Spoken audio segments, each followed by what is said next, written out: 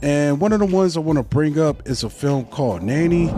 And this film is about an immigrant nanny, Aisha, piecing together a new life in New York City while caring for the child of an Upper East Side family.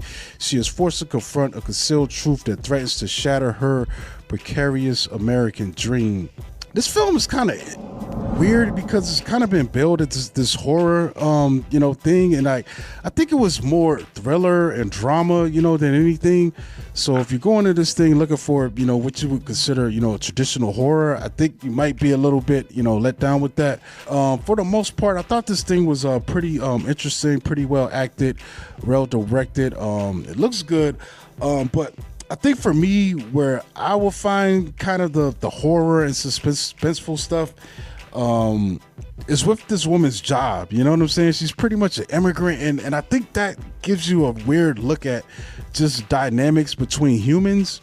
The fact that she works for this really wealthy Upper East Side family, and some of the stuff that this family does to her, I think, and I don't even know if it's 100% like intentional, or maybe just because they just don't care. You know what I'm saying? They're unable to see her humanity other than the fact that she works for them, man. Because there's some really weird situations that come up and you're just like, damn, that's messed up. Like them asking her to stay late, and or not having her money on time, you know what I'm saying, and things like that. And I'm just like, yo, this is crazy, man. You know what I'm saying? It makes you think, man, just about human relations in general, man.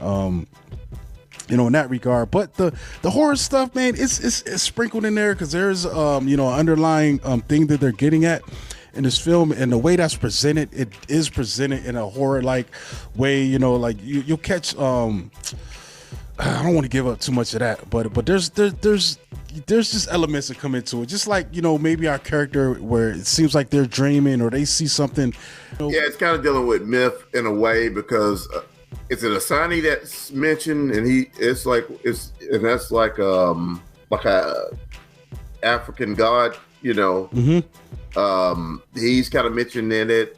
It felt a little bit more spiritual in a way than it felt like horror-ish. Mm-hmm. I mean, not horror, like a horror film. It was some classism happening in it where you could just tell how the family she's working for was kind of somewhat, I would say, somewhat upper crust, pretending to be that. Yeah, that's what I was getting to, man, because that comes into play when they start messing with her pay, because they're like kind of well-to-do, but they're kind of on the edge where you feel like if they had a bad month, then they're probably gonna have to move out of that building and fire her because they can't afford her no more. Because they're almost over the hump. They're on their way up, but they haven't quite got to that upper comfort level, just yet. And you see it. And it was just interesting. She was able. It's like she, even though she was working for them, it seemed like she had her life together, better than they did. And that's the crazy part. Yeah, like even with all that money, they were miserable compared to her. And the thing about it too is most of her misery, besides missing her family back home and not being able to be there for them, but it's like most of her misery was because of them. Dealing with their problems, man. I love that part of the film, man. Like I said, I think that's when the film was the strongest. Just observing those dynamics and you realizing like she's with their kids more than they are, dude. And then you think about, this is a movie, but this is real life. Like, this happens in real life, man. There's a lot of families like this where and they, it's a sacrifice you make. It's like, do I stay home or do I barely be there and get this money, And if you doing that, then you got to get someone to take care of your kids. And they're raising your kids, man, a major part of their life. Like, it's crazy. They feed them, they put them to sleep, they read to them.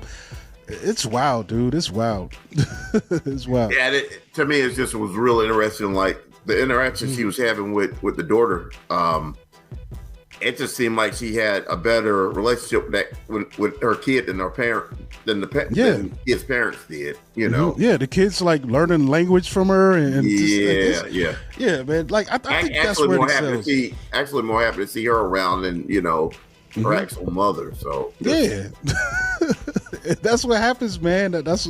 Yeah, man. That's why we kind of see some of that. Think about it, man. This is like, it's almost like Megan, but your Megan is a real person. I really had to feel the help, in a way. Yeah. But I definitely enjoyed it for that, man. Like, so I don't know. I think it got a little murky trying to really build itself as a really, like, what you would expect in a traditional horror. But for those aspects, I think it's worth the watch, man, to check it out.